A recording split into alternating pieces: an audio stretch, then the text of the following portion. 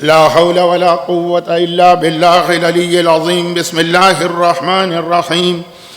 الحمد لله رب العالمين، والصلاة والسلام على سيد المرسلين وآله الطيبين الطاهرين، سيما على الإمام المنتظر والحجة الثاني عشر عجل اللهم له الفرج.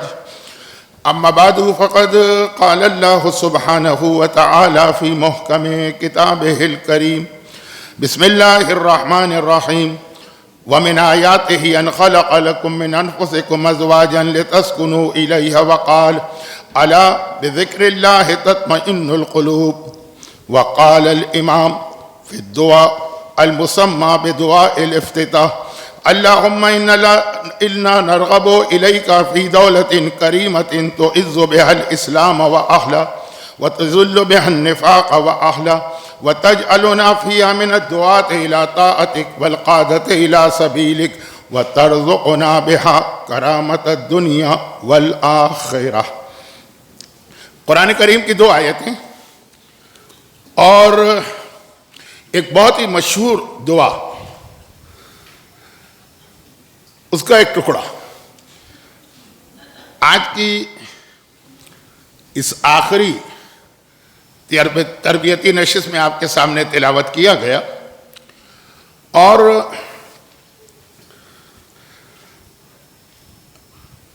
جو اس 3 روزہ تربیتی نشست کا اصل موضوع تھا وہ بھی میں بیان کر دوں، اگرچہ مجھے اس سے تھوڑا سا اختلاف ہے. وہ میں نے کل کی تقریر میں بھی ایک اشارہ کیا تھا، اور آج بھی، کیونکہ آج آخری تقریر ہے. موضوع شاید یہ تھا کہ موجودہ زمانے میں خواتین کا کیا رول یا کردار ہونا چاہیے، اور پھر اسی سے ریلیٹڈ کہ زمانے کے امام کے حوالے سے جو ہماری تیاریاں ہیں اس میں خواتین کا کیا رول ہونا چاہیے. کل بھی میں نے عرض کیا تھا کہ بعض چیزیں بہت زیادہ مشہور ہو جاتی ہیں. اس میں ایک یہ بھی چیز مشہور ہو گئی ہے کہ شاید خواتین کی ذمہ داریاں اور رول الگ ہے مردوں سے. تو جہاں کہیں خواتین کے درس ہوتے ہیں مجھ سے یہی کہا جاتا ہے کہ اس پہ بات کریں، جبکہ ایسا نہیں. دونوں کی سیم رسپانسبلٹیز ہیں، سیم ڈیوٹیز ہیں، سیم رول ہے. اور جیسا کہ مختصراً کبھی ایک جملہ میں کہتا ہوں کہ جیسے حالات ہیں اس کے تحت کبھی مرد کو عورت بننا پڑتا ہے، کبھی عورت کو مرد بننا پڑتا ہے، کیونکہ ذمہ داریاں ایک جیسی ہیں. اب البتہ میں کوشش کروں گا کہ آج جتنا وقت مجھے مل سکے اس میں بات کو ایک نئے انداز سے یا ایک نئے اینگل سے آپ کے سامنے پیش کروں. پہلے تو جو برکت کا ایک طریقہ ہے اور جو قرآن کے نازل ہونے کا ایک مقصد ہے کہ آیتوں کا ترجمہ بھی کر دیا جائے، کہ تلاوت قرآن کا ثواب اپنی جگہ ہے لیکن قرآن سمجھنے کا ثواب تلاوت سے بھی زیادہ ہے. چنانچہ اکثر جب یہ سوال ہوتا ہے کہ آپ لوگوں میں حافظ کیوں نہیں ہوتے، تو ہمارے یہاں سے جواب یہی آتا ہے کہ حافظ ہو کہ نہ ہو محافظ ضرور ہوتے ہیں. محافظ ان معنوں میں نہیں کہ جو اللہ ہے قرآن کا محافظ ان معنوں میں کہ قرآن پہ عمل کرنے والے. خیر، بات کہیں اور چلی جا رہی ہے. پہلی آیت تو 2 دن سے تلاوت ہو رہی ہے کہ اللہ کی ایک نشانی ہے کہ اس نے عورت کو اس لیے پیدا کیا تاکہ سکون ملے. اور اس کے بعد میں نے دوسری آیت اس لیے تلاوت کی کہ کل جو بات میں نے کہی تھی اور آج اس کو ابھی آگے بیان کرنا ہے کہ اب یہ سکون ملتا کیسے. تو قرآن ہی کی آیت ہے: الا بذکر اللہ تطمئن القلوب. یہ اللہ کا ذکر ہے جو انسان کے دلوں کو اطمینان دیتا ہے. اچھا، اب یہ سکون بھی عربی کا لفظ ہے، اطمینان بھی عربی کا لفظ ہے، لیکن اسلامک پوائنٹ آف ویو سے اطمینان جو ہے یہ سکون سے زیادہ بڑی چیز ہے. یہ ایک ہائیسٹ ڈگری ہے ایک انسان کی، جو آقا حسین کو قرآن نے کہہ دیا کہ یا ایتھا النفس المطمئنہ. اور حضرت ابراہیم کا تذکرہ پتہ نہیں یہاں آیا تھا کہ قومی مرکز کی مجلس میں، کہ جب انہوں نے کہا کہ اے خدا میں یہ معجزہ دیکھنا چاہتا ہوں کہ کیف تحیی الموتیٰ، مردے کو کیسے زندہ کرتا ہے، تو جواب بھی یہی تھا لیطمئن، تاکہ مجھے اطمینان ہو۔ تو قرآن نے یہاں پہ بتایا الا بذکر اللہ تطمئن القلوب، آیتوں پہ بہت زیادہ گفتگو کرنا ہے، ابھی خالی ترجمہ ہے۔ اور تیسرا جو جملہ تھا، 2 آیتیں اور پھر اس کے بعد ایک چھوٹا سا ٹکڑا، چونکہ یہ 3 روزہ تربیتی نشست مدرسۃ الزہرا، دعا کمیٹی اور تیسرا جو ادارہ ہے IC، ان کے تحت ہو رہا ہے، تو میں نے مدرسے کی مناسبت سے تھوڑا سا تذکرہ قرآن کا اور کل ایک اشارہ آیا تھا احکام دین کا کیا، اور دعا کے حوالے سے تو پھر یہی تھوڑی سی بات۔ بہت مشہور ایک دعا ہے جس کا نام ہے دعائے افتتاح، اور یہ وہ دعا ہے جو ہمارے پاس 2 طریقے سے آئی ہے۔ ایک تو خود براہ راست چھٹے امام نے اپنی زندگی میں یہ دعا ہم کو تعلیم کی تھی، اور دوسرا طریقہ جو ہے اس کی وجہ سے ہم لوگ اس کو زیادہ ہائی لائٹ کرتے ہیں کہ جب زمانے کے امام غیبت میں چلے گئے، اصل جملہ تو یہ ہے کہ امام تو اپنی ولادت کے دن سے ہی غائب ہیں، لیکن چونکہ جب تک 11ویں امام زندہ تھے تو زمانے کے امام کی امامت شروع نہیں ہوئی تھی، ان کی امامت اس سیکنڈ شروع ہوئی جس سیکنڈ 11ویں امام کی شہادت ہوئی۔ ہمارے عقیدے کے اعتبار سے ایک امام کی شہادت اور دوسرے امام کی امامت کے بیچ میں 1 سیکنڈ کا گیپ بھی نہیں ہوتا، تو بس جب یہ شروع ہوئی امامت اسی وقت سے غائب ہے۔ لیکن شروع کے جو 70 سال ہیں، 70 یہ میں نے راؤنڈ فگر بتایا، ورنہ وہ 68 یا 69 بنتے ہیں، اس میں امام کا ایک کانٹیکٹ کا ذریعہ تھا، اور وہ یہ تھا کہ امام اپنا ایک نائب مقرر کرتے ہیں، اور وہ ایک طرح سے مرکز بن جاتا ہے تمام صاحبان ایمان کے لیے۔ لوگ ان کے پاس آتے ہیں، اگر کوئی سوال پوچھنا ہے امام سے تو سوال ان کو دیتے ہیں، اگر کوئی شرعی رقم امام تک پہنچانا ہو تو ان کو دیتے ہیں، اگر کوئی دعا کروانا ہو اپنے حق میں تو وہ ان تک اپنی دعا پہنچاتے ہیں۔ پھر ان کا کام یہ ہے کہ جب بھی امام ان کے پاس آئیں، روز تو نہیں آتے ہیں، وہ جانے اور امام جانے کہ ویکلی میٹنگ ہوتی ہے کہ منتھلی میٹنگ ہوتی ہے، یہ ہمارا جیسے انگریزی میں کہتے ہیں کہ نن آف یور بزنس، اس سے ہمارا کوئی سروکار نہیں، تو وہ امام کو یہ ساری چیزیں ہینڈ اوور کرتے ہیں، اور پھر امام سوال کا جواب دیتے ہیں، پہنچا دینا اس کو، دعا کے حوالے سے جواب دیتے ہیں کہ یہ ہم نے اس کے لیے دعا کی ہے، یا یہ کہ کبھی وہ جواب دیتے ہیں کہ یہ کام نہیں ہونے والا، اور رقم کو قبول کر کے رقم دینے والے کے حق میں دعا کرتے۔ وہ جو نائب ہوتے ہیں 4، بہت مشہور ایک شخصیت ہیں ہمارے یہاں شیخ صدوق، جو قومی مرکز کی مجلس میں 2 دن سے یہ کمپلین کر رہا ہوں کہ ہمارے بچوں کو بھی غیروں کی حدیث کی کتابوں کے نام یاد ہیں، لیکن ہمارے بڑوں کو بھی اپنی حدیث کی کتابوں کے نام یاد نہیں۔ اس سے مراد ہے وہ بنیادی کتابیں۔ تو اس میں شیخ صدوق کی ایک کتاب ہے، شیخ صدوق کے والد نے بھی اولاد نہیں ہوتی تھی، تو امام کے نائب حسین ابن روح تک اپنی درخواست پہنچائی، پھر انہوں نے امام تک، تو پھر امام نے دعا کر کے جواب دیا کہ تم نے ایک بیٹا مانگا ہے، ہم نے اللہ سے تمہارے لیے 2 بیٹے لیے۔ بہت ایک لمبا اور دلچسپ واقعہ۔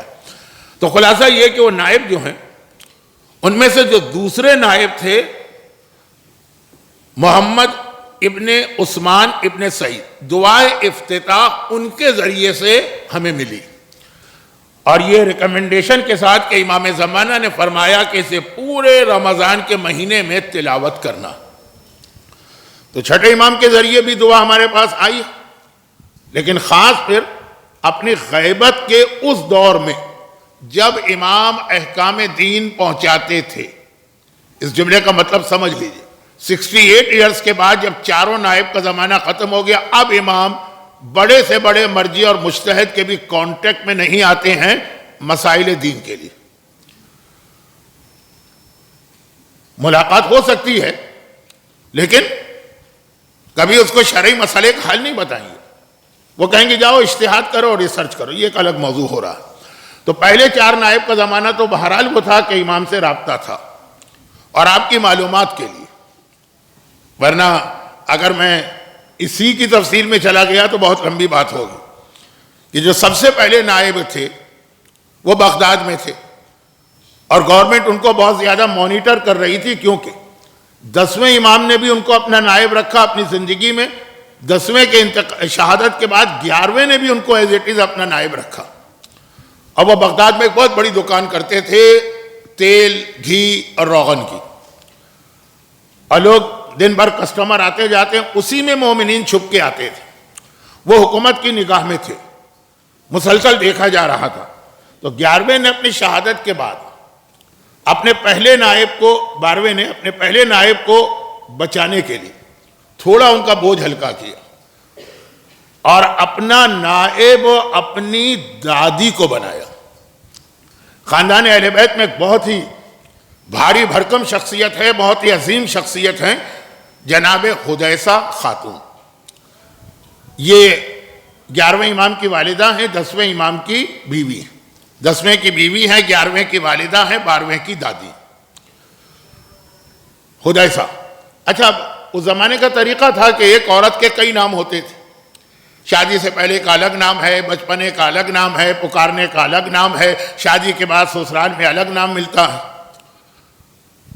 اور ایک وجہ کئی نام ہونے کی وہ بھی ہے جو حضرت عبد المطلب کا اصلی نام اللہ نے چھپایا. اب وہ بالکل ایک الگ موضوع ہے، لیکن چونکہ آج کل یہ باتیں پڑھی جاتی ہیں. حضرت عبد المطلب کا نام تو شیبہ ہے، کوئی نہیں جانتا، وہ اللہ نے چھپا دیا. تو خیر، وہ جو وجہ تھی نا کہ دشمنوں سے بچانا ہے ان کو، وہی وجہ ان خواتین کے لیے بھی تھی. تو کئی نام ہوتے تھے. حدیثہ خاتون بہت ایک بھاری بھرکم شخصیت ہے، اور یہ واحد ماں ہیں اماموں کی جن کی زندگی میں ان کا بیٹا شہید ہوا. ورنہ باقی جتنے بھی امام ہیں ان سب کی مائیں ان کی زندگی ہی میں انتقال کر گئی، جو ایک عام طریقہ ہوتا ہے کہ ماں کا انتقال ہوتا ہے، بیٹا زندہ ہوتا ہے، سوائے حدیثہ. یہ بہت ہی عظیم شخصیت. اپنے سامنے انہوں نے یہ صدمہ بھی برداشت کیا کہ ان کے بیٹے 11ویں امام کو شہید کیا گیا، اور 12ویں نے ان کو اپنا نائب بنایا. یہ سامرہ میں تھی. آپ میں سے ہر ایک کو پتا ہے کہ 11ویں امام 10ویں امام سامرہ میں تھے. وہ والا نائب جس کو گورنمنٹ مانیٹر کر رہی ہے وہ بغداد میں ہے، یہ سامرہ میں ہے، تو ان کو نائب بنایا. اور جب کسی نے جا کر ان کی نند، یعنی 10ویں امام کی بہن،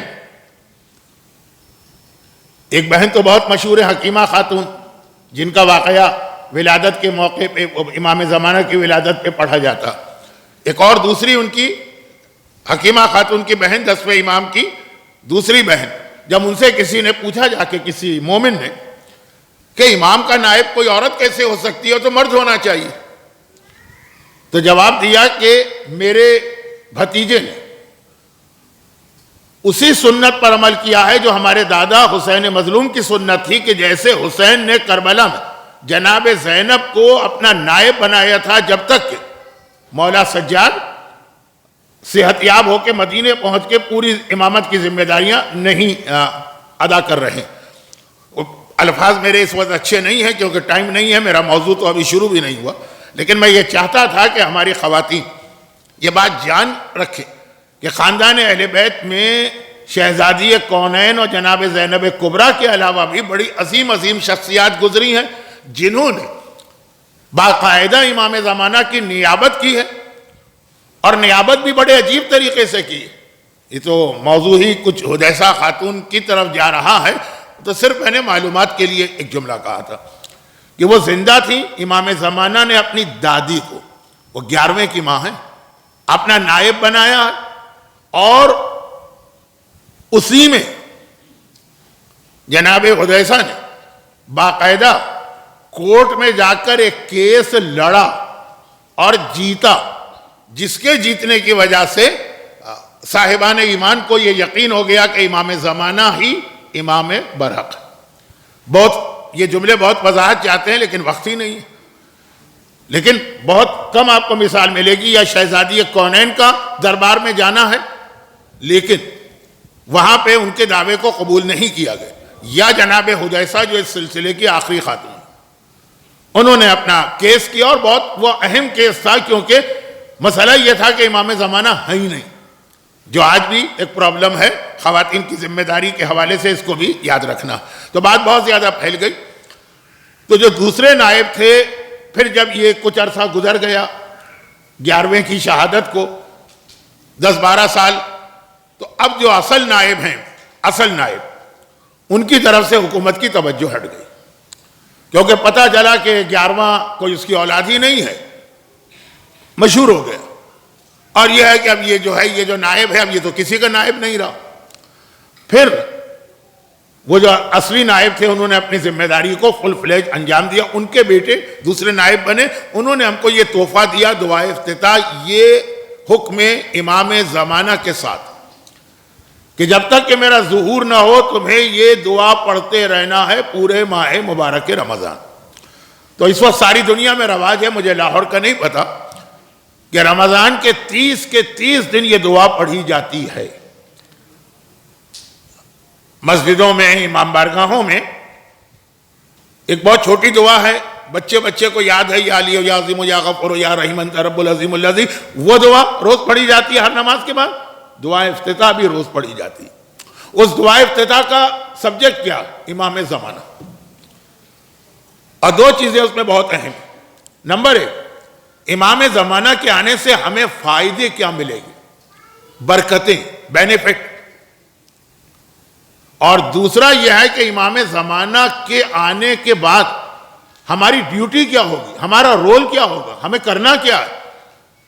اب جو اس دعا کے اندر یہ جو دوسرا پوائنٹ ہے کہ ہمارا رول کیا ہوگا، وہ ہے غیبت میں ہماری ذمہ داری، چاہے مرد ہو چاہے عورت ہو۔ اور اسی رول کے حوالے سے دعا کے 1 2 3 4 5 جملے میں نے تلاوت کیے تھے۔ دعا کمیٹی بھی اس پروگرام کو آرگنائز کرنے والوں میں شامل ہے۔ اللہم انا نرغب الیک فی دولت کریمت تعز بہا الاسلام و اہلہ۔ اے خدا، یہ دعا آپ کرتے ہیں، ایک دن نہیں، پورے 30 کے 30 دن رمضان کے، جس میں ویسے ہی ہر دعا قبول ہے، تو یہ بھی دعا کہ اے خدا ہمیں وہ برکت والی حکومت چاہیے۔ نرغب الیک فی دولت کریمہ، کریم بہت بڑا لفظ ہے، معصومہ قم کا ٹائٹل ہے کریمہ اہل بیت۔ خیر، اب میں الفاظ کو سمجھانے لگوں گا تو وقت نہیں بچے گا۔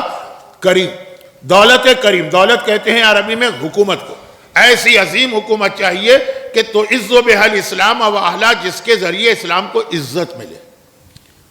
آج کل کی جتنی اسلامی حکومتیں، یہ تو اسلام کو ذلیل کرنے کا سبب بن رہی ہیں۔ ان کے کرتوت، ان کا انداز دیکھ کر تو بعض اوقات یہ دعا کرنے کو دل چاہتا ہے، جو غلط ہے دعا، اس لیے میں نے کہا دعا کرنے کو دل چاہتا۔ جو مولا نے کہا کفر کے ساتھ حکومت چل سکتی ہے، ظلم کے ساتھ نہیں چل سکتی۔ دل چاہتا ہے بعض اوقات کہ اس سے بہتر ہے کوئی کفر ہی کی حکومت ہوتی، حق تو ملتا۔ تو خیر، وہ دولت، وہ حکومت چاہیے جو تو عز بہا الاسلام و اہلہ، اسلام کو بھی عزت دے اور مسلمانوں کو بھی۔ اللہم انا نرغب الیک فی دولت کریمت تعز بہا الاسلام و اہلہ وتذل بہا النفاق و اہلہ۔ اور یہ بھی یاد رکھیے کہ ایسی حکومت بھی نہ ہو کہ بس خالی اسلام کو عزت دے رہے ہیں، منافقوں کو ذلیل بھی کرے۔ وہ جو ہمارے یہاں تولا و تبرہ ہے، اس کا ایک بہت بڑا مفہوم ہے، لیکن تذل بہا النفاق و اہلہ۔ اب مثلا آپ ایران کی اسلامی حکومت کو دیکھ لیجیے،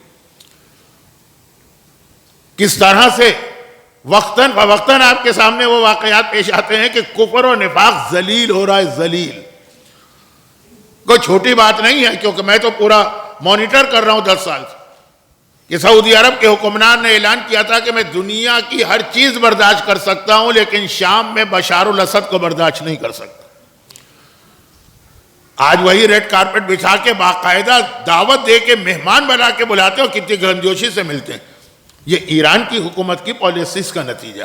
موضوع بدل رہا ہے لیکن دعائے افتتاح میں جو امام زمانہ کی حکومت کا ذکر ہے کہ دو کام کرے گی، اسلام کو عزت دے گی، خالی یہ نہیں ہے نفاق کو ذلیل کرے گی، وَأَهْلَهُ اور منافقین کو. خیر یہ تو ہے ہماری وہ تمنا کہ وہ حکومت جلد از جلد قائم ہو جائے.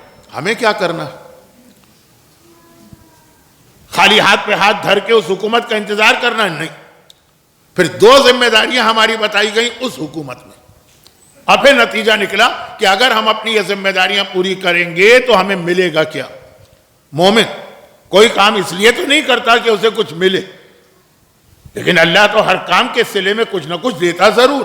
ہم نماز اس لیے نہیں پڑھتے ہیں کہ ہمیں کچھ ملے، لیکن پڑھیں گے نماز تو یقیناً اللہ دے گا. اور میں مثالیں نہیں دینا چاہتا، وقت نہیں.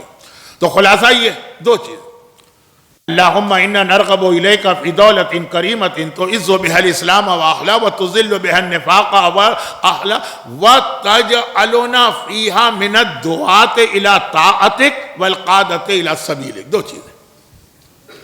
اور ہمیں اس حکومت میں ایسا بنا کہ ہم ساری دنیا کو تیری اطاعت کی دعوت دیں. دعات، دائی، دعوت دینے والا، الی طاعتک تیری اطاعت کے راستے میں. حکومت امام کے آنے کے بعد جو ہماری پہلی ڈیوٹی قرار دی جا رہی ہے دعا افتتاح میں وہ یہ ہے کہ ہمیں ساری دنیا کو اطاعت خدا کے راستے پہ لگانا. والقادۃ الی سبیلک، اور ساری دنیا کو اللہ کے راستے کی قیادت کرتے ہوئے لے کے آنا. قادہ سے ہی قائد نکلا، قائد سے قائد اعظم بھی آپ سنتی ہیں. ہم کو قیادت کرنا، دو بہت اہم جملے، دعوت دینا ہے اور قیادت کرنا. دعوت دینا ہے پہلے اطاعت کی طرف، اور جب اطاعت پر لوگ راضی ہو گئے تو اب ہم آگے چلیں گے اور انہیں اللہ کے راستے پہ لے جائیں گے. اور نتیجہ کیا ہوگا؟ ترزقنا بہا کرامت الدنیا والآخرہ، دنیا اور آخرت کی تمام اچھی چیزیں ہم کو اللہ عطا کرے گا. ترزقنا رزق کے طور پر. رزق ایک بہت بڑا لفظ ہے، لیکن میں پھنس رہا ہوں الفاظ کی تشریح میں. تو واپس آئیے، دو بڑی ذمہ داریاں، اور یہ دونوں ذمہ داریاں ایسی جس میں عورت کا رول بہت زیادہ اہم بنتا ہے. لیکن ان دو ذمہ داریوں کو جو دعائے افتتاح میں خاص اور خاص امام زمانہ کے حوالے سے بتائی گئی. باقی جو ذمہ داریاں قرآن میں پھیلی ہوئی ہیں یا حدیث میں بکھری ہوئی ہیں وہ ہر امام کے زمانے کے لیے. قرآن کی جو آیتیں وہ مولا علی کے زمانے کا جو مومن تھا اس کے لیے بھی ہے، جو آج کا مومن ہے اس کے لیے بھی ہے. احادیث میں جو احکامات آئے ہیں وہ اس وقت اور آج. لیکن یہ دعا افتتاح صرف ہے ہمارے اور آپ کے لیے. اگر جملہ بدتمیزی کا نہ ہو تو یہ کہہ دوں کہ پہلے 11 اماموں کے زمانے کا مومن اس سے بچ گیا، اس کی یہ ذمہ داریاں قرار نہیں پائیں. ہماری یہ ذمہ داری قرار پائی. دو. اب آئیے یہ دو ذمہ داریوں کو پہلے ہم کل کی تقریر سے ربط دیتے ہیں. آج شاید سوال جواب کا وقت میرے پاس نہ رہے، مجبوری ہو جائے گی. عورت کا جہاد قرار یہ دیا گیا کہ اس کا گھر، اور میں نے اس حوالے سے کہہ دیا کہ بدر، احد، خندق، خیبر، کربلا، اس سب عورت کے لیے اس کا گھر. یعنی اگر وہ بدر کے دن ہوتی تو جو ذمہ داری اس کو ادا کرنا تھی وہ آج اس کو اپنے گھر کے اندر ادا کرنا.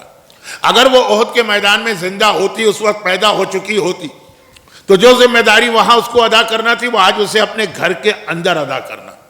گھر کوئی چھوٹی چیز نہیں. میرا پورا ایک اشرہ ہے فرعون کے زمانے کے حوالے سے کہ اللہ نے کہا جب فرعون کا ماحول بن جائے تو پھر اپنے گھر کو میں جا کے بیٹھ جاؤ، اپنے گھر کو بچاؤ. فرعون کا ماحول کیا ہے؟ طاقت بھی کافر کے پاس ہو، کلچر بھی کافر کے پاس ہو، سسٹم بھی کافر کے پاس ہو، دولت بھی کافر کے پاس ہو، ساری چیزیں. جیسے آج مغربی طاقتیں، امریکہ وغیرہ، ان کے پاس طاقت بھی ہے، خالی طاقت نہیں، ان کے پاس دولت بھی ہے، ساری دنیا کے خزانے ان کے ہاتھ میں، اور ان کے پاس ایک کلچر بھی ہے. یہ بہت عجیب بات ہے، پوری اس کے اوپر ایک الگ سے تقریر ہونی چاہیے. بعض اوقات قومیں طاقتور ہوتی ہیں لیکن کلچر نہیں ہوتا. کمزور قوم ہوتی ہے، اس کے پاس کلچر ہوتا ہے. چنانچہ طاقتور کمزور قوم پہ قبضہ کر لیتا ہے لیکن پھر اس کے کلچر کی وجہ سے اس کے انفلوئنس میں آ جاتا ہے. ذرا خشک ہو رہی ہے بات، میں اس کو چھوڑ دیتا ہوں. فرعون وہ واحد حکمران گزرا ہے آج تک دنیا کی تاریخ میں، طاقت بھی اس کے پاس، دولت بھی اس کے پاس، کلچر۔ ایجپشین سویلائزیشن آج بھی ساری دنیا مانتی کہ بہت ہی ترقی یافتہ یہ سویلائزیشن تھی۔ آج بھی آپ یہی دیکھ رہے ہیں، طاقت بھی ان کے پاس ہے، دولت بھی ان کے پاس ہے، اور ان کی کوک، ان کا موبائل فون، ان کا میڈیا، ان کی جینز، یہ کلچر ہے، ساری چیزیں وہ بھی ان کے پاس ہے۔ جہاں پہ وہ اپنی طاقت کے ذریعے سے لوگوں کو فتح نہیں کر پا رہے ہیں، وہاں پہ وہ اپنی کوک کے ذریعے سے فتح کر رہے ہیں، وہاں پہ وہ اپنی پھٹی ہوئی جین کے ذریعے سے فتح کر رہے ہیں۔ یہ خالی ایک ڈرنک یا خالی ایک ڈریس نہیں ہے، یہ وہ ہے کہ جو پورا انسان کا ذہن بدلنے والی چیز ہے۔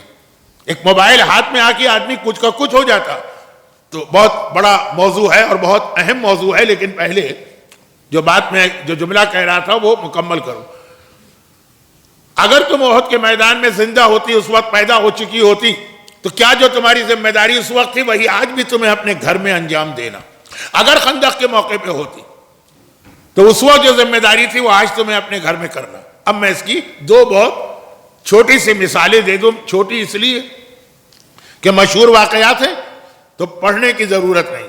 احد کے میدان میں مسلمان جیت کے ہار گئے، اور پھر ہار کے جیتے مولا کی ذوالفقار کی وجہ سے، لیکن پہلا مرحلہ تھا کہ جیتتے جیتتے ہار گئے۔ وہ کیوں؟ ہر ایک کو معلوم ہے کہ اس کی وجہ یہ تھی کہ پیغمبر نے 50 تیر انداز ایک جگہ بٹھا دیے تھے، کہا تھا کہ جنگ کچھ بھی ہو تمہیں یہاں سے نہیں ہلنا۔ اور جب انہوں نے دیکھا کہ مال غنیمت لوٹا جا رہا ہے تو 47 آؤٹ آف 50، یعنی حساب کے میتھمیٹکس کے حساب سے 94%، 94 وہ اپنی جگہ چھوڑ کے مال غنیمت کے چکر میں چلے گئے۔ یہ ذمہ داری قرار دی گئی۔ احد کی ذمہ داری کیا اور احد کی مسٹیک کیا ہے؟ بلنڈر۔ ذمہ داری یہ ہے کہ رسول جہاں بٹھا دیں وہاں بیٹھ جاؤ، اور بلنڈر یہ ہے کہ دولت دنیا کے لالچ میں اپنی جگہ چھوڑ کے ہٹ جاؤ۔ آج عورت کو سوچنا، مرد کے لیے بھی ہے، لیکن چونکہ یہ تربیتی نشست خواتین کی کہ تمہیں اللہ کے رسول نے کہاں بٹھایا، تمہارے لیے کون سی جگہ، وہاں سے دولت کے لالچ میں نہ ہٹنا، ورنہ جیتی بھی جنگ ہاری جاتی۔ احد میں تو پھر بھی مولا ذوالفقار کے ساتھ تھا، آج کیا کرو؟ اور یہی ہو رہا۔ شیطان نے آج ہماری زندگی کو عیش و آرام کا ایسا عادی بنا دیا کہ پہلے ہمارے بزرگ، بہت پہلے کی بات نہیں کر رہا ہوں، میری اپنی جنریشن، میں جتنا بھی بوڑھا ہوں لیکن بہرحال ہوں تو آپ ہی کے زمانے کے قریب کا، سوکھی روٹی اور چٹنی کھا کے بھی کہتے تھے اللہ کا شکر۔ آج ایک ایک کافی پہ 700 800 روپے خرچ کر کے ایک ایک پیزا کھانے والے، ایک ایک برگر کھانے والے، اس کے بعد بھی کمپلین ہوتی ہے مہنگائی بہت ہو گئی، گزارا نہیں ہو رہا ہے، پتہ نہیں کیا ہوگا اس ملک کا۔ ایک پوری دنیا میں ایک محاورہ ہے، یہاں اردو میں بھی ہے اور پنجابی میں بھی ہے، سجے دکھا کے کھبے مارنا۔ فٹ بال کے میچز میں آپ نے دیکھا ہوگا کہ جب گول ہوتا ہے تو کیسے ہوتا ہے۔ خواتین کی یہ خواتین کے لیے مثال شاید صحیح نہیں ہے، ہماری خواتین اتنا زیادہ اسپورٹس کی شوقین نہیں ہے، اور جو شوقین ہے تو پھر وہ مذہبی نہیں ہے، لیکن ہوتا یہی کہ گول کرنا ہے نا، پورا ادھر سے وہ بال لے کے چلے گا، موومنٹ بنے گا، سارے کے سارے کھلاڑی مل کے لگے گا، ادھر سے اٹیک کریں گے، ان کو کرنا ادھر سے۔ بالکل آخری مرحلے میں جب مخالف ٹیم ادھر ان کو روکنے لگے گی، یہ ایک پاس دیں گے، وہ اکیلا کھڑا ہوگا، اس نے گول کر دی۔ یہی شیطان کا طریقہ، یہ محاورہ، یہ کہاوت جو دنیا میں آئی ہے کہ رائٹ کو دکھا کے لیفٹ، سجے کو دکھا کے کھبے، وہ شیطان کا طریقہ۔ اٹیک اس کو کہیں اور کرنا، آتا کسی اور طرف سے، ہم اس کی طرف ادھر متوجہ ہوئے، اس نے ادھر سے اپنا حملہ کر دیا۔ اس میں سب سے بڑا جو اس کا ہتھیار ہے وہ عورت کو اپنی جگہ سے اٹھا دینا۔ مجبوری ہو، ایک عورت بیوہ ہو گئی ہے، چھوٹے اس کے بچے یتیم ہیں، یا بیوہ نہیں ہے لیکن شوہر باوجود ساری کوشش کے اتنا نہیں کما پاتا ہے کہ گھر کا خرچہ چلے، ہی ساری مجبوریاں، اس میں کچھ رعایت مل سکتی ہے، لیکن آج تو دنیا کی ترقی نے یہ بھی آسان کر دیا ہے، گھر میں بیٹھ کے بھی اتنے نفع والے پروفٹ والے کام عورت کر سکتی ہے اور مرد بھی. میں نے کہا نا کہ اس میں ذمہ داریاں اس طرح سے الگ الگ نہ بانٹیں کہ عورت کا رول بتائی، وہی جو مرد کا بھی رول ہے. جہاں رسول نے تم کو بٹھایا تھا میدان احد میں، پیسے کے لالچ میں اپنی جگہ نہ چھوڑنا، اور عورت نے اپنی جگہ چھوڑ دی اور وہ گھر سے باہر نکل آئی. میں یہ نہیں کہہ رہا ہوں کہ ساری زندگی گھر میں بیٹھ کے مر جانا. گھر سے مطلب یہ ہوتا ہے کہ گھر کے حوالے سے جو اس کی ذمہ داریاں اس کو ادا کر. یہ احد ایک ایک چیز پہ ایک ایک مجلس ہو سکتی ہے، بلکہ میں نے پڑھی بھی ہے، وقت نہیں. خندق، اصل مجھے خندق تک آپ کو لانا تھا. خندق، عورت کا خندق اس کا گھر ہے نا، تو خندق کس چیز کا نام؟ خندق اس چیز کا نام ہے جب دشمن کا پریشر اتنا زیادہ بڑھ جائے کہ رسول اور امام کے ہوتے ہوئے بھی اس کا مقابلہ کرنا ناممکن ہو رہا. کیونکہ آپ کو معلوم ہے کہ رسول اور امام معجزے کی طاقت کے ذریعے سے جنگ نہیں جیتتے. احد کے بارے میں جو میں نے کہا تو ایک جملہ اس میں بڑھا دو کہ جہاں پہ جس کو اسلام نے بٹھایا، مرد کو جہاں پہ رکھا ہے، عورت کو جہاں پہ رکھا ہے، عالم کو جہاں پہ رکھا ہے، عام آدمی کو، وہ اگر اپنی جگہ چھوڑ دے تو رسول اور امام ہو تب بھی شروع میں شکست ہوتی ہے. اب آج کوئی ذوالفقار نازل نہیں ہو رہی، اس وقت تو ذوالفقار نازل ہو گئی، اور ذوالفقار بھی کام نہیں آئے گی جب تک کہ ذوالفقار چلانے والا علی جیسا نہ ہو. یہی ذوالفقار کسی اور کے ہاتھ میں جاتی وہ کچھ نہیں کر پاتا. آج وہ نہیں. تو رسول اور امام تھے احد کے میدان میں، پھر بھی مسلمانوں کو شکست ہوئی کہ نہیں ہوئی شروع میں. اب بات کی بات نہیں کر رہا ہوں. خندق اس کا نام ہے کہ اتنے زیادہ تعداد میں مکے کے کافر پورے عرب کو جمع کر کے آئے تھے کہ یہ فیصلہ کیا گیا کہ اس دشمن کا مقابلہ کھلے میں نہیں کیا جا سکتا. اور یہ فیصلہ کب کیا گیا؟ جب رسول اللہ خود ہیں. یہ فیصلہ کب کیا گیا؟ جب مولا علی خود ہیں اور ذوالفقار آ چکی ہے. لیکن چونکہ معجزے سے جنگ نہیں جیتنا، ورنہ ہم اور آپ آج کیسے شیطان کے خلاف جنگ جیتیں گے؟ ہم یہی کہیں گے کہ ہمارے پاس نہ ذوالفقار ہے، نہ ذوالفقار چلانے والا علی ہے، نہ معجزے کی طاقت ہے. تو وہاں پہ بالکل عام طریقے سے کہ جب اتنا دشمن کا دباؤ ہو تو پھر اپنے شہر میں بیٹھو، خالی بیٹھو نہیں، اور شہر کے چاروں طرف ایک ایسی خندق کھود لو کہ دشمن تمہارے اندر نہ آنے پائے. بہت شارٹ میں خندق کا پیغام، دشمن نہ آنے پائے، تم اپنے شہر کو محفوظ کر لو. آج 21 سینچری میں دنیا ایسی ہی بن گئی. آپ بھی اکثر حالات دیکھ کے سوچتی ہوں گی کہ ایسا لگ رہا ہے کہ ہر مصیبت و پریشانی مسلمانوں کے لیے. دشمن بھی ہمارے خلاف ہے. آئے دن کسی نہ کسی علاقے سے مسلمانوں کے قتل عام کی خبر آتی ہے، جینوسائیڈ ہو رہا ہے، اس طرح سے مارے جا رہے ہیں کہ آدمی وہ مناظر نہیں دیکھ سکتا، وہ تصویریں نہیں دیکھ سکتا، وہ ویڈیو نہیں دیکھ سکتا. اور دوسری طرف قدرتی آفتیں بھی لگتا ہے کہ ساری مسلمانوں پہ آ رہی. زلزلے آتے ہیں اور طوفان آتے ہیں اور سیلاب آتے ہیں. وہ جو مشہور دعا کا فقرہ الہی عظم البلا وبرئ الخفا وانکشف الغطاء، اس میں ہے نا وَزَاقَتِ الْأَرْضُ وَمُنِعَتِ السَّمَاءُ، زمین تنگ ہو کے رہ گئی ہے، بھاگ کے جائیں تو کہاں جائیں. وَمُنِعَتِ السَّمَاءُ، آسمان بھی بند ہو گیا، کوئی رحمت اتر ہی نہیں رہا آسمان سے. یہ غیبت کی دعا ہے نا. اور آج ہمیں ویسا ہی ماحول لگ رہا. میں چھوٹی سی بات جو کل رات کی قومی مرکز کی مجلس میں نے ایک موضوع ہلکا سا ٹچ کیا تھا، ٹائم نہیں تھا. وہ اسلامی دنیا میں رہیں تو مومنوں کی جان، مال، عزت، آبرو، اولاد سب خطرے میں. یعنی کتنے لاشیں ہم لوگوں نے اٹھائے ہیں، کتنے ہمارے پورے محلے، بستیاں، شہر قتل کر دیے، شہید کر دیے گئے. خالی ایک صدام ہی کی بات کی جائے جو ہمارے زمانے کا ہی ہے تو یقین نہیں آتا. اور پھر اگر یہاں سے پناہ کی تلاش میں ایسے ملک میں جائیں جو غیر اسلامی ملک ہے، وہاں اس سے بڑی مصیبت. ہمارا ہی بچہ ہے، بے دین بنتا ہے، کافر بنتا ہے، ان کے عقیدے پہ آ جاتا. جو جناب ام حبیبہ کو جو امتحان دینا پڑا، یہ خواتین ہیں جو ان کے رول ہیں اسلامی تاریخ میں. کہ شوہر ان کا جا کے وہاں کافر ہو گیا عیسائیوں کے ملک میں. یہ آج ہمارے بچوں کے ساتھ ہو رہا. جان بچائیں تو ایمان جاتا ہے, ایمان بچائیں تو جان جاتی ہے. ذاقت الارض, اور کہیں سے اللہ کی مدد بھی نہیں آ رہی. یہ جو ماحول ہے نا, یہ خندق کا ماحول ہے. ہر طرف سے مصیبتیں ٹوٹ رہی ہیں. اب اس وقت خندق کا مطلب یہ ہے کہ کم از کم اپنے گھر کو چاروں طرف سے ایسا محفوظ کر دو کہ وہاں پہ یہ جو اسلام دشمن ہیں ان کا کوئی انفلوئنس اور اثر نہ ہونے پائے. اس چہار دیواری میں پورا دین ہو, اس چہار دیواری میں پورے کربلا کا نقشہ ہو, اس چہار دیواری میں اطاعت امام ہو رہی ہے. یہ گھر بہت اہمیت ہے اس کی. عورت کا جہاد یہی ہے اپنے گھر کو. لیکن ایک بات کا خیال کرنا, وہ جو میں نے کہا عہد میں نا, پیسے کی لالچ میں اپنی جگہ نہ چھوڑنا. لوگ کہتے ہیں مولانا کوئی دعا بتائیے کہ رزق میں برکت ہو. ایک عام سی بات کہتا ہوں. ہاں میں کہتا ہوں کہ بہرحال دعائیں تو کرنا چاہیے, لیکن ٹھیک ٹھاک آپ کا جاب ہے اور گزارا ہو رہا. کہا نہیں, بچے کو آئی فون 14 دلوانا ہے, اس کے لیے کوئی دعا نہیں. رزق کے لیے دعا ہے, آپ کی ضروریات پوری ہوں, آپ بھوک سے نہ مریں.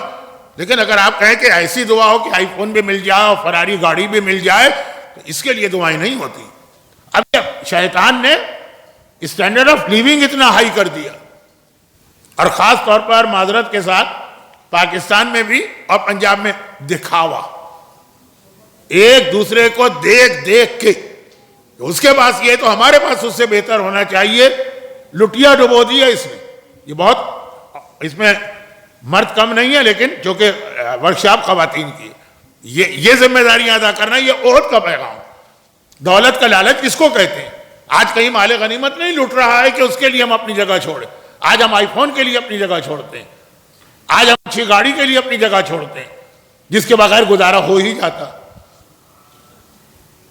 خندق یہ ہے کہ اگر اتنا زیادہ دشمن کا پریشر ہو کہ رسول اور امام کے ہوتے ہوئے بھی اپنے آپ کو بچانا مشکل ہو رہا, تو خندق کھود کے کم از کم اپنے شہر کو محفوظ کر لو.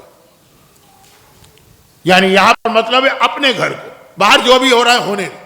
مگر خندق میں کیا غلطی ہوئی؟ کیونکہ اس پر علماء مجلس میں روشنی ڈالتے ہیں تو میں اس کی ڈیٹیل میں نہیں جا رہا.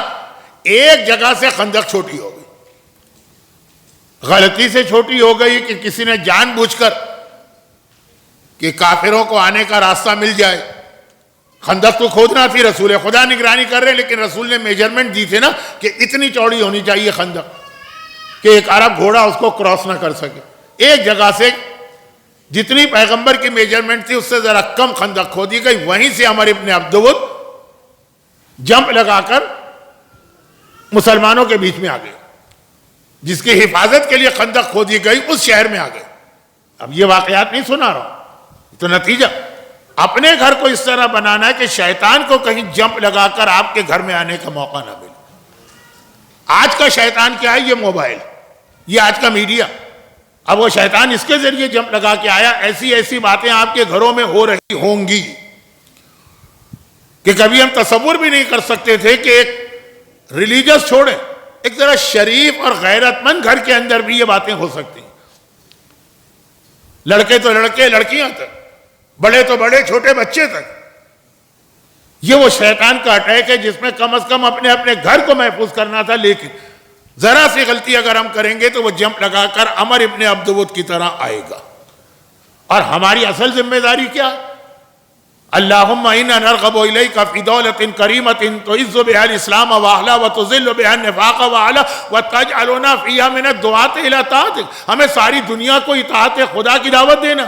ہمارے اپنے گھر میں اطاعت خدا نہ ہو رہی ہو تو ہمارے یہاں اصول دین میں, عقائد میں ایک بنیادی عقیدہ ہے, نو کمپرومائز آن دیٹ عقیدہ, اور وہ یہ ہے کہ نبی اور امام کا معصوم ہونا ضروری ہے. اور اس کی جو دلیلیں ہیں اس میں سب سے پہلی دلیل یہی کہ جو خود گناہگار ہو یا گناہگار رہا ہو وہ دوسروں سے کیسے کہہ سکتا کہ یہ گناہ نہ کرنا. وہ پلٹ کے کہے گا اور حضرت آپ نے جو اتنے سال یہ گناہ کیا تو نبی اور امام کا معصوم ہونا ضروری ہے کہ تاکہ کوئی ان سے یہ نہ کہہ سکے کہ آپ تو آ کر ہم سے کہہ رہے ہیں سچ بولو، اور آپ نے کیا کیا؟ وہ کیا ہے کہ مکے کے کافر بھی پکار اٹھے کہ محمد صادق بھی ہے اور محمد امین بھی ہے۔ سورہ یونس کی 5ویں 6 آیت یا 11ویں، نمبر یاد نہیں ہے۔ پیغمبر نے اپنی رسالت کی جو دلیل پیش کی ہے، وہ جو ہمارا عقیدہ ہے نا، وہ یہی دلیل پیش کی ہے سورہ یونس کی آیت، لبثت فیکم من قبل السنین، بھائی میں تمہارے درمیان اتنے سال رہا ہوں، تم میرے کیریکٹر کو دیکھ رہے ہو نا، اب میری بات پہ بھروسہ کیوں نہیں کرتے ہو؟ تو وہ یہی چیز ہے، تم نے دیکھا، اگر میں تم سے کہہ رہا ہوں سچ بولو تو میں نے زندگی بھر سچ بولا، امانت ادا کرو، زندگی بھر امانت دی، شراب کو چھوڑو تو کبھی ہمارے گھر میں شراب نہیں آئی، غنا یعنی کھانے کو چھوڑو ہمارے گھر میں کبھی یہ بے ہودگی نہیں ہوئی۔ اچھا، یہ تو ہمارے عقیدے کی ایک دلیل ہے کہ عقیدہ ہے کہ معصوم ہونا چاہیے، اور دلیل یہ ہے کہ جو خود گناہ گار ہو وہ کس منہ سے دوسرے کو کہے گا۔ اب یہاں دعا امام زمانہ میں ہم کو بتایا گیا کہ تمہیں ساری دنیا کو دعوت دینا اطاعت خدا میں، تو تم خود کیا ہو؟ اطاعت کر رہے ہو خدا کی، پھر ہی تو دعوت دے سکو گے نا دوسروں کو۔ بلکہ ایک حدیث ہے 5ویں امام کی اصول کافی کی 2 والیوم میں، یہی الفاظ آئے ہیں مگر اس کا طریقہ، کونوا دعاۃ الناس، ساری دنیا کو دعوت دو۔ یہ جو ابھی غیبت امام میں ہماری ذمہ داری میں دعا افتتاح کا ٹکڑا آ گیا نا، یہ لفظ دعا، دعوت، دائی، یہ 5ویں امام نے فرمایا کہ ساری دنیا کو دعوت دو ہماری طرف، لیکن بغیر السنتکم، زبان سے نہیں۔ تو زبان تو کمیونیکیشن کا بیسٹ وے ہے، زبان کا کام ہی ہے افہام و تفہیم، اپنی بات دوسرے تک کنوے کرنا۔ تو مولا زبان کے بغیر کیسے دعوت دیں لوگوں کو؟ کہا اپنے کیریکٹر سے دعوت۔ اب مثلا میں ایک چھوٹی سی مثال دے رہا ہوں، یہ ساری بہت لمبی لمبی باتیں ہیں، شاید میں نے پہلے 2 دن موضوع سے ہٹ کے ادھر ادھر بات کی، جس کے نتیجے میں آج میرے ہاتھ پاؤں پھول رہے ہیں، اور وہ یہ ہے کہ چھوٹی سی مثال، ایک عورت جس وقت سر سے پیر تک اسلامی حجاب کرتی، اسلامی حجاب کو قرآن نے 2 جگہ بتایا، سورہ نور میں اور سورہ احزاب میں۔ سورہ نور کی آیت 30 یا 31 ہے، یہاں پنجاب کا نہیں پتا، لیکن ہمارے یہاں سندھ میں یعنی کراچی میں تو بی اے کے کورس میں سورہ نور کی آیتیں شامل ہیں اسلامک اسٹڈیز میں، تو سبھی جن کو گریجویشن کرنا ہی آیتیں کراچی کی حد تک یا سندھ کی حد تک پڑھنا پڑتی ہیں۔ اور ایک سورہ احزاب میں آیت ہے 55، یہ بھی حجاب کی آیت ہے، اور میں اکثر کہتا ہوں کہ ذرا اہمیت دیکھیے، حجاب کی آیت ہے سورہ احزاب آیت 55، 56 کیا ہے؟ بالکل اس کے بعد ان اللہ و ملائکتہ یصلون، وہ جو اتنی اہم عبادت ہے کہ اللہ اور ملائکہ درود بھیجتے ہیں، اس سے بالکل ملی ہوئی جو آیت ہے اس کے پڑوس میں جو بیٹھی وہ حجاب ہے۔ اب مثلا حجاب کی تفصیل میں نہیں جاتا، دونوں جو آیتیں ہیں نا وہ حجاب کو مکمل کرتی ہیں۔ سورہ نور میں ہے خمرہن، خمار پہنو، خمار کہتے ہیں جو سر کو چھپائے، بالوں وغیرہ، اور سورہ احزاب میں ہے جلابیبہن، اور جلباب پہنو، یدنینا، بالکل اپنے جسم کے قریب کر کے، جلباب کہتے ہیں نیچے جسم کو چھپانے والا لباس، لیکن وہ بہت ہی ڈھیلا ڈھالا نہ ہو، نہیں، فٹنگ اس کی لوز ہونا چاہیے، لیکن ایسا کھلا ہوا نہ ہو کہ چلتے ہوئے وہ چادریں اڑے اور نیچے سے پورا جسم نظر آ رہا۔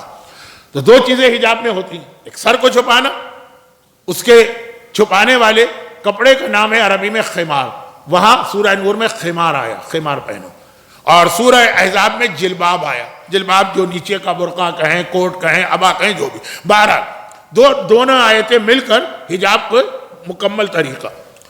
ایک عورت اسلامی حجاب کر کے نکلتی، دنیا کے کسی علاقے میں جائے، جب وہ یہ حجاب کر کے جائے گی، کچھ وہ نہیں کہہ رہی ہے کہ میں کون، دور سے ہی دیکھ کر ہر آدمی کہے گا کوئی مسلمان عورت جا رہی، صرف یہ حجاب دیکھ کر۔ حتیٰ یہ کہ میں جانتا ہوں جس زمانے میں میں بڑی سخت تقریریں کرتا تھا قبر وغیرہ کی اور عذاب کی، اور ابھی بھی کرتا ہوں، لیکن لاہور جب میں آ رہا تھا لوگوں نے کہا تھا مولانا ہاتھ کھولا رکھیے گا، خیر، تو اس کی وجہ سے میں کچھ پڑھ نہیں پا رہا ہوں۔ تو دبئی میں 2-3 مثالیں ہندو لیڈی ڈاکٹرز، انہوں نے بھی حجاب شروع کر دی، لیکن ہوا یہ تھا کہ ان کو بھی دور سے دیکھ کے یہی سمجھا جاتا تھا کہ یہ مسلمان۔ اب یہ حجاب خود دنیا تک اسلام کا پیغام پہنچاتا ہے. مردوں کے پاس ابھی کوئی ایسی چیز نہیں. ایک زمانے میں داڑھی تھی لیکن اب داڑھی فیشن میں آ گئی. داڑھی کی مدد سے فیصلہ نہیں ہوتا لیکن حجاب آج بھی. 5ویں امام کی حدیث, لوگوں کو دین کی طرف بلاؤ زبان کھولے بغیر, خود تمہیں دیکھ کر ہی وہ دین کو سمجھیں اور پھر دین کے قریب آئیں. اب یہ تبلیغ کا بہترین ذریعہ. اور اسی میں مجھے آج لفظ زہرا کو سمجھانا تھا, کیونکہ جو ورکشاپ ہو رہی ہے مدرسۃ الزہرا. زہرا بہت عظیم لفظ ہے, بہت زیادہ اس کے اندر پیغام ہماری عورتوں کے لیے, لیکن آج وقت نہیں رہا. یہ ہوئی پہلی دعا کا انٹرپریٹیشن. پہلی دعا یہ ہے کہ اے اللہ ہمیں زمانے کے امام کے آنے کے بعد لوگوں کو اطاعت کے راستے پر لگانے والا بنا. یہی غیبت میں ہماری ذمہ داری کہ لوگوں کو اطاعت خدا کے راستے پہ لگائیں, جس کا اسٹارٹ یہاں سے ہوگا کہ پہلے خود اطاعت خدا کرو تو پھر کسی سے کہو. ہمارے ساتھ ایک بدقسمتی یہ بھی ہے کہ ہم بچوں کو پورا دین سکھاتے, خود بھی اس پہ عمل کر کے دکھائیں. پہلے بچے کے لیے اس کی ماں رول ماڈل ہوتی ہے پہلے مرحلے میں, سیکنڈ مرحلے میں باپ رول ماڈل ہوتا ہے, تھرڈ اسٹیپ میں ٹیچر رول ماڈل ہوتا ہے, فورتھ اسٹیج میں اس کے فرینڈز. جو کل رات قومی مرکز کی مجلس میں ایک جملہ میں نے کہا تھا, چھٹے امام کا بیٹا بگڑا دوستوں کی وجہ سے, اور ایک جملہ کہا تھا کہ یزید کا بیٹا معاویہ سنبھلا ٹیچر کی وجہ سے. اور پھر باپ اور ماں کا رول تو ہر ایک کو پتا. تو اس طرح سے بننا کہ بغیر کہے ہوئے وہ بچے جو گھر میں ہیں, اور پھر یہ آگے بڑھیں گے. خالی گھر گھر گھر سے مطلب یہ میں پیغام قطعاً نہیں دے رہا ہوں کہ عورت کو گھر سے باہر نہیں نکلنا, لیکن پرائمری اس کی ذمہ داری جو ہے نا وہ گھر. تو پورا اطاعت خدا گھر میں کرے. لیکن ایک ہمارے ابن عبدالود جمپ لگا کے ہمارے گھروں میں آ چکا, اور اسے روکنا اس وقت ساری دنیا کے لیے مشکل ہو رہا. آپ یقین کریں کہ یہ خالی مسئلہ آپ کا نہیں ہے کہ جی آل محمد کے ماننے والے پریشان ہیں. میں بار بار وہ جملہ کہہ رہا ہوں جو میں کہنا نہیں چاہتا, لیکن اس لیے کہنا پڑ رہا کہ آپ کو پتا چلے کہ سنی سنائی بات نہیں, ہم خود اس مرحلے سے گزر رہے ہیں. ویسٹ خاص طور پہ امریکہ میں اور کینیڈا میں بہت زیادہ ہم لوگوں کی انٹر فیتھ ملاقاتیں ہوتی ہیں, کرسچن سے بھی اور یہودیوں سے بھی. کیونکہ اسلام یہودیت کے تو خلاف نہیں ہے ان معنوں میں کہ ان کو دشمن ہو, وہ ہے زائنسٹ, صہیونی, وہ الگ چیز ہے. تو اب وہ لوگ بھی اتنے پریشان کہ ہم تو سمجھ رہے ہیں نا کہ یہ کرسچن اور یہ یہودی ہم کو بگاڑ رہے ہیں, وہ لوگ خود پریشان ہیں کہ ہماری نسل ہمارے ہاتھ سے نکل رہی ہے. یہ کیا چیز موبائل آ گئی ہے, یہ کیا چیز میڈیا آ گیا ہے, یہ کیا چیز مثلا یہ انٹرنیٹ اور انسٹاگرام اور ٹویٹر اور ٹک ٹاک اور فلاں چیز. وہ بھی پریشان. یعنی ہر مورالز پر یقین رکھنے والا آدمی. میڈیا کا پہلا کام یہ ہے کہ ہم لوگوں کو بدتمیز بناتے ہیں, ہمارے بچے بدتمیز بنتے ہیں. یہ خالی مسلمان بچوں کی بات نہیں کر رہا ہوں, نان مسلم بھی پریشان. لیکن ان کے پاس بھی سلوشن کوئی نہیں. ہمارے پاس تو پھر بھی ایک حل ہے کہ ہم آل محمد کی تعلیمات بتا کے سب کو نہ صحیح, میجورٹی کو نہ صحیح, لیکن تھوڑے بہت کو تو سنبھال لیتے ہیں. کرسچینٹی میں تو یہ بھی ختم ہے مسئلہ. کہتے ہیں عیسیٰ جب سولی پہ چڑھ گئے تو تم کوئی بھی گناہ کرو اور گناہ معاف. اللہ نہ کرے کہ ہمارے یہاں بھی کبھی یہ عقیدہ آ جائے کہ کوئی بھی گناہ کرو اور گناہ معاف ہے. اور جہاں آ رہا ہے یہ عقیدہ تو وہاں پہ آپ دیکھیں ڈرگز بھی چل رہی ہیں, وہاں پہ باقی سارے گناہ بھی ہو رہے ہیں. کیونکہ جب معافی ہے تو آدمی کیوں فائدہ نہ اٹھائے. چل ایک تو بات. دوسری والقادۃ الی سبیل, یہ وہی پہلی چیز کو دوسرے انداز سے بتائے, اور تیرے راستے کی طرف قیادت کرنے والے بنے. آگے آگے ہم چلے, دنیا ہمارے پیچھے آئے. یعنی ہمارا ایسا رول ماڈل کا کیریکٹر ہو کہ دنیا خود ہی ہمارے ساتھ آ جائے, وہ ہمارے پیچھے چلے. تھوڑا بہت ٹائم نہیں ہے, تھوڑا بہت ایران کے اسلامی انقلاب کا ایک اثر ہوا ہے, کیونکہ وہ بہرحال امام زمانہ کے انقلاب کی ایک تمہید ہے. آپ نے میڈیا کی وجہ سے کچھ فائدے بھی ہیں. آپ نے دیکھا ہوگا کہ اس وقت اتنے بڑے محرم کے اجتماعات پاکستان میں نہ ہوتے ہوں جتنے نائجیریا میں ہو رہے ہیں، صرف ایک شیخ زقزوقی اور ان کی اہلیہ زینت کی وجہ سے. کیا ایمان اس مومنہ کا زینت زقزوقی. 7 جوان بیٹے شہید ہوئے. وہ کہتی ہے کہ میں پھر بھی افسوس کرتی ہوں کہ جناب زینب کی قربانیوں کا 1% بھی میں نہ کر سکی. ہماری عورت ایک حجاب کرنے کو تیار نہیں اور نام لیتی ہے جناب زینب. ایک گانا چھوڑنے کو تیار نہیں، ایک مکس گیدرنگ چھوڑنے کو تیار نہیں. دنیا میں ایک اصول میں یوں بتا دوں جس کو میں بھی مانتا ہوں، وہ یہ ہے کہ کوئی قوم سویلائزڈ یا کلچرڈ ہے کہ نہیں، یہ دیکھنے کا ایک اصول میں بتاتا ہوں جو دنیا اس پہ عمل کرتی. وہ یہ ہے کہ جا کر ان لوگوں کے باتھ روم یا ٹوائلٹس یا واش روم دیکھ لیں. الگ الگ لفظ استعمال ہوتے ہیں، کہیں اس کو ٹوائلٹ کہتے ہیں، کہیں واش روم کہتے ہیں، کہیں ریسٹ روم کہتے ہیں، کہیں باتھ روم کہتے ہیں. وہ جا کے دیکھ لیں. اگر وہ صاف ستھرے ہیں، اس کا مطلب یہ کہ قوم مہذب، تہذیب یافتہ، کلچرڈ. یہ اسلام کی بات نہیں ہو رہی، یہ عام سی بات. چاہے ان کے گھروں کے ہوں، چاہے ہوٹلوں کے ہوں، چاہے ایئرپورٹ کے ہوں، چاہے ٹرین اسٹیشن کے ہوں، چاہے بس کے اڈے کے ہوں، چاہے مسجد اور امام بارگاہوں کے. یہ ایک اصول ہے اور ہم لوگ بھی اس پہ اصول یہ معلوم ہونے سے پہلے سے عمل کرتے آتے ہیں. مثلا حج کے حوالے سے میں بہت طویل عرصے سے حج پہ جا رہا ہوں. جب کوئی بلڈنگ ہم کرائے پہ لیتے تھے اس وقت سب سے پہلے جا کے باتھ روم چیک کرتے. یہ کلچر کی نشانی. اب چھوڑ دیں اس کی بحث کو، لیکن میں مثال کیوں دی. یہ اگر دیکھنا کہ یہ آدمی یا یہ عورت واقعاً امام زمانہ کے لیے کوئی ذمہ داری ادا کر رہی ہے کہ نہیں. وہ جو ابھی تھوڑا میں نے بتایا، یقیناً میں حق ادا نہ کر سکا. تیسرے دن کا بالکل آخری 4 یا 5 منٹ کا وقت بچا ہے میرے پاس، لیکن جتنا بھی میں نے کہنا چاہا وہ آج ہی کہہ دیا میں نے. تو اس میں یہ ہے کہ اگر یہ دیکھنا ہے کہ واقعا جو رول امام زمانہ والا ہے وہ ادا ہو رہا ہے کہ نہیں ہو رہا، تو ایک فارمولا میرے پاس بھی دنیا کے پاس ہے. وہ فارمولا کسی کے کلچرڈ ہونے کی نشانی. میرے پاس ہے یہ فارمولا کہ اس کی شادیوں کو جا کے دیکھ لو. اگر شادیاں بالکل اسلامی طریقے سے، اسلامی طریقے کا مطلب یہ نہیں ہے کہ کوئی خوشی نہ ہو، یہ غلط مفہوم ہے. میرے ساتھ اکثر ہوتا ہے، بھائی وہ بیماریاں ہیں، بیمار ہوں، یہ مثالیں دے کے آپ کا ٹائم ویسٹ نہ کروں، تو جی وہ ڈائٹ کھانا ہے. اور لوگوں نے کہا نہیں مولانا یہ ہم کو بہت تمنا ہے کہ آپ ہمارے گھر میں آئے ہیں، ہم آپ کے لیے ڈائٹ کھانا پکائیں گے. چلو ٹھیک ہے، پہنچ اور ڈائٹ کھانا لا کے رکھا. کہنا پڑتا ہے میں نے ڈائٹ کہا تھا، بدمزہ نہیں کہا تھا کہ دنیا بھر کا بدمزہ کھانا پکا کے کہہ رہے یہ آپ کے لیے ہم نے ڈائٹ کھانا پکایا. ایک سے ایک مزیدار کھانے ڈائٹ بن سکتے ہیں. ڈائٹ کا مطلب ہوتا ہے بدمزہ، جو جانور بھی کھانے کو تیار نہ ہو. تو یہ غلط فہمی ہوتی ہے کہ شادی اسلامی ہو تو بہت سادگی ہو. ارے شہزادی کونین کی شادی جا کے پڑھیے بہار الانوار کی، اس جلد میں جس کا اردو ترجمہ ہو چکا. کیا شاندار شادی ہوئی تھی، کیسی بارات تھی.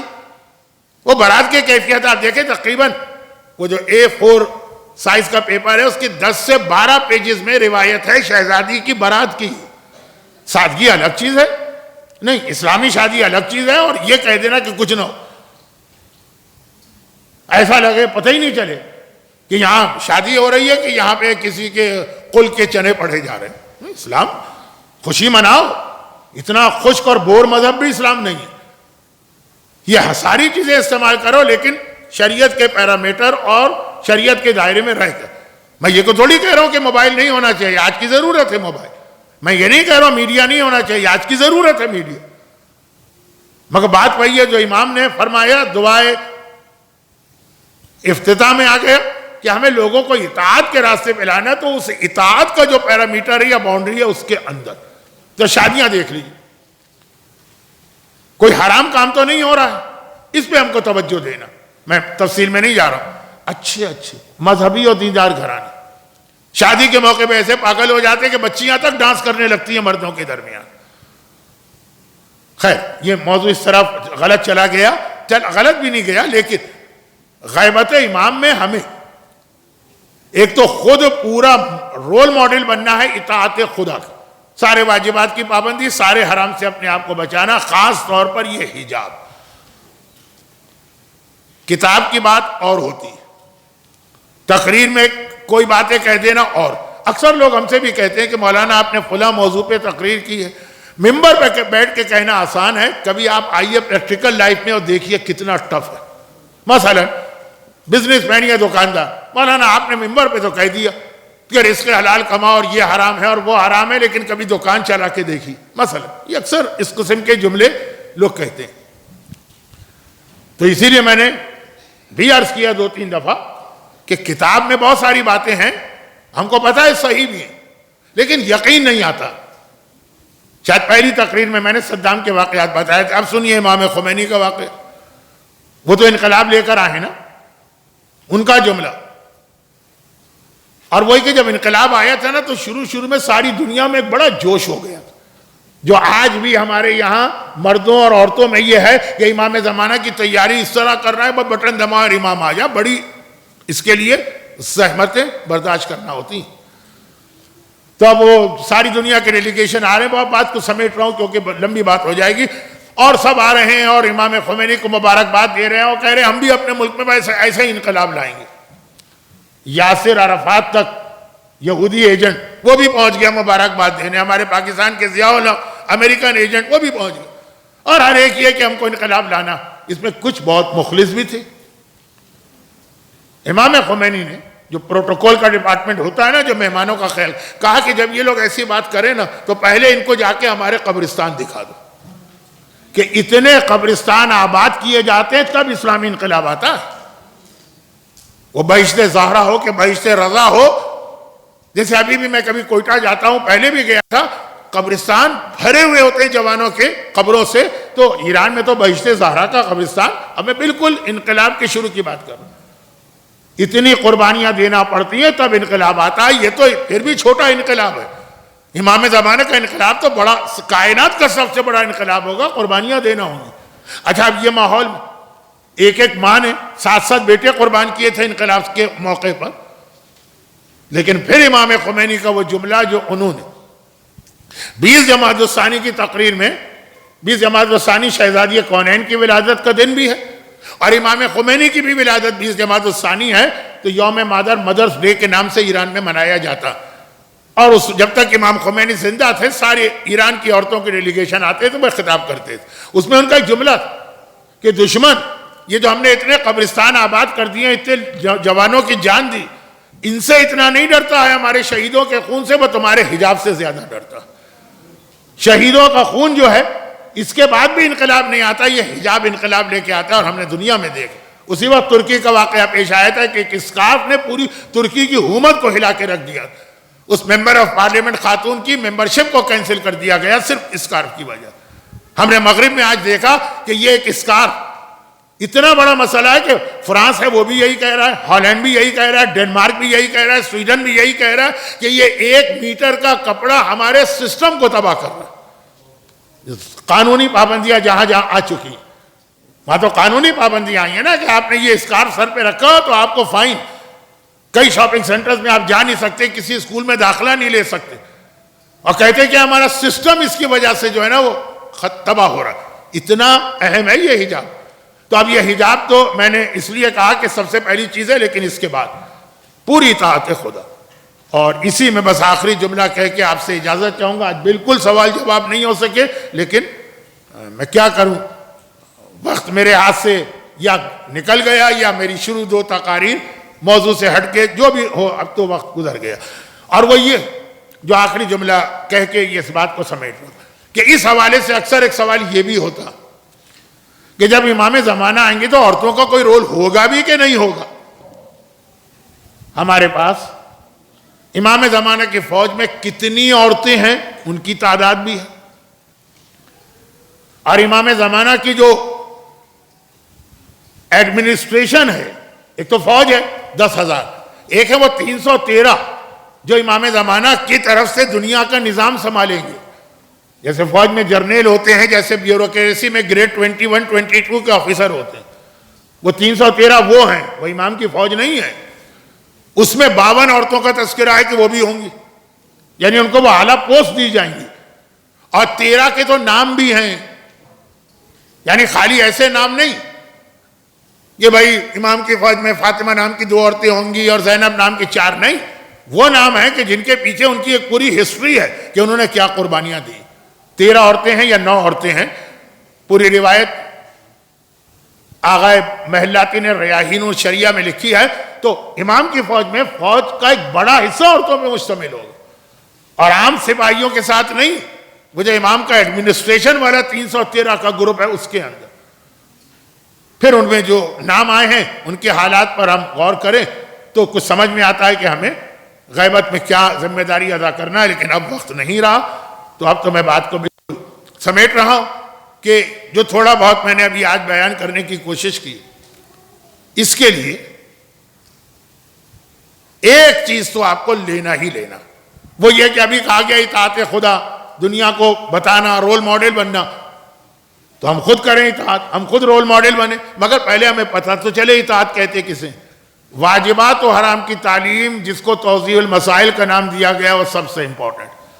بعض اوقات بہت سی چیزوں کو ہم یہ سمجھ کے کرتے ہیں یہ واجب ہے، وہ واجب تو چھوڑیں، جائز بھی نہیں ہوتی، حرام ہوتی۔ اور بعض اوقات بہت سی چیزوں کو ہم یہ سوچ کے چھوڑ دیتے ہیں کہ یہ حرام ہے، وہ حرام چھوڑیں، جائز ہوتی ہے، بلکہ کبھی واجب ہوتی۔ یہی وجہ کہ کربلا کے جہاد میں عورتوں کا رول جہاں سے شروع ہوا، شروع سے تھی، شروع کہاں سے ہوا؟ شام غریبہ سے۔ اور وہ کہاں سے سٹارٹ ہوا؟ زینب کبریٰ کا رول ہمارے سامنے کہاں سے آیا؟ مسئلہ حلال و حرام سے، یہیں سے شہزادی زینب کا رول شروع ہو رہا ہے۔ یہ آپ کے لیے سب سے بڑا میسج، باقی ساری باتیں بعد میں، پہلے اپنی یہ نالج بڑھائیے گا، یہی امام زمانہ کی فوج کا سب سے بڑا مقصد ہے۔ اب یہ 2 جملے مصائب کے، لیکن پہلے جملہ واضح کر دوں۔ بیویاں پوچھتی ہیں شہزادی اب ہم کیا کریں، جل کے مر جائیں کہ باہر نکل سکتے ہیں؟ یہ اتنا معمولی مسئلہ کہ ہمارے کراچی میں تو 8 سال کی بچی بھی اپنے مدرسے میں یہ مسئلہ جانتی کہ جان خطرے میں ہو تو حجاب معاف ہے، اور آگ لگ چکی ہے، ایسا بھی نہیں کہ نارمل حالات ہیں، آگ بڑھ رہی ہے۔ زینب نے کہا نہیں، اب میرا بیٹا امام وقت ہے، پہلے اس سے مسئلہ پوچھوں گی، اس کے بعد تمہیں بتاؤں گی کیا کرنا۔ اور باقاعدہ سجاد کے شانے کو جھنجھوڑ کر کہا سجاد بیٹا اب بتاؤ ذمہ داری کیا؟ جو عالمہ غیر معلمہ، جو فہیمہ غیر مفہمہ، وہ اتنے معمولی سے مسئلے کو نہیں جانتی ہے، لیکن ہمیں اور آپ کو بتانا کہ حلال و حرام کے مسئلہ سیکھے بغیر کوئی عورت اپنا رول انجام دے ہی نہیں سکتی، نہ کربلا کے جہاد میں، نہ امام زمانہ کے جہاد میں۔ اور جب میرے مولا نے آنکھیں کھول کے کہا پھوپھی اماں علیکن بالصحرا، اب آپ کے لیے، گھر والوں کے لیے، کنہ آپ سب کے لیے پردہ ساقط ہے، جنگل میں نکل جائیے۔ تو زینب اپنے لوٹے گھر کو لے کے آخری خیمے سے باہر نکلی۔ ایک بار کسی نے مدینے میں پوچھا تھا سجاد مولا وہ آخری خیمے سے آپ کا گھرانہ کیسے نکلا؟ مولا کے ہاتھ میں ہمیشہ تسبیح ہوتی تھی نا، کہا اگر یہ تسبیح ٹوٹ جائے تو اس کے دانے زمین پہ کس طرح پھیل جائیں گے؟ آخری خیمے سے نکل کے اسی طرح سے ہمارا گھرانہ زمین کربلا پہ پھیل کے رہ گیا ہے، اور اس پھیلے ہوئے خاندان کو بھی زینب نے ہی جمع کیا ہے کہ اندھیرا آ گیا، شام غریبہ ہو گئی۔ ایک مرتبہ زینب نے کہا کلثوم بہن، آخری خیمہ جب جلا تھا، بچے بھی گھبرا کے نکلے تھے، بیویاں بھی گھبرا کے نکلی تھیں، آؤ سب کو جمع کریں۔ بیویوں کو ایک جگہ جمع کیا، اب بچوں کو جمع کیا جا رہا ہے، تو بچے پھیلے ہوئے ہیں میدان میں تسبیح کے بکھرے ہوئے دانوں کی طرح۔ اب یہ دونوں بہنیں، یہ وہ بہنیں ہیں جو دن کی روشنی میں بھی کبھی گھر سے اکیلے باہر نہیں نکلی۔ آج رات کا اندھیرا ہے اور کربلا کا جنگل ہے، ایک مرتبہ دیکھا کہیں بچے روتے نظر آئے، انہیں لے کے آئیں، کہیں بچے سوتے نظر آئے، انہیں لے کے آئیں۔ ایک مرتبہ زینب کی نگاہ پڑی، کیا دیکھا؟ ایک جھاڑی کے پیچھے 2 بچے گلے میں باہیں ڈالے اولاد عقیل میں سے سو رہے ہیں۔ کہا کلثوم بہن آہستہ چلو، اگر ان کی آنکھ کھل گئی تو دوبارہ نیند نہیں آئے گی۔ یہ کہہ کے آگے بڑھی پڑی، لیکن جب قریب پہنچی تو زینب و کلثوم نے دیکھا یہ سوتے ہوئے بچے نہیں ہیں، یہ دو ننھے ننھے لاشیں ہیں جن کے سینے پر گھوڑوں کی ٹاپوں کے نشان نظر آ رہے۔ زینب نے کہا کلثوم بہن گھبراؤ نہیں، ایک لاشا میں اٹھاتی ہوں، ایک لاشا تم اٹھاؤ۔ علی کی بیٹیوں نے جھک کے لاشیں اٹھائے، مگر اب زینب کا دل بھر آیا۔ ایک مرتبہ فرات کو دیکھا، عباس تو نہ رہا تو آج یہ وقت آ گیا کہ تیری بہنوں کو لاشیں بھی اٹھانا پڑ رہے ہیں۔ الا ولعنت اللہ علی اعدائہم اجمعین۔ پروردگارہ کربلا کے ان مصائب کا واسطہ جو بچیاں اور خواتین 3 دن کے اس ورکشاپ میں آئیں، ان کو اور ان کے گھروں کو پریشانی اور آفت سے محفوظ فرما، ان کی ساری حاجتیں پوری فرما۔ جس مقصد کے لیے قربانی دی گئی ہمیں سیرت شہداء کربلا اور سیرت اسیران کربلا پہ چلنے کی توفیق عطا فرما، اور ان مظالم کے انتقام کے لیے ظہور امام میں تعجیل فرما۔ ربنا تقبل منا انک انت السمیع العلیم۔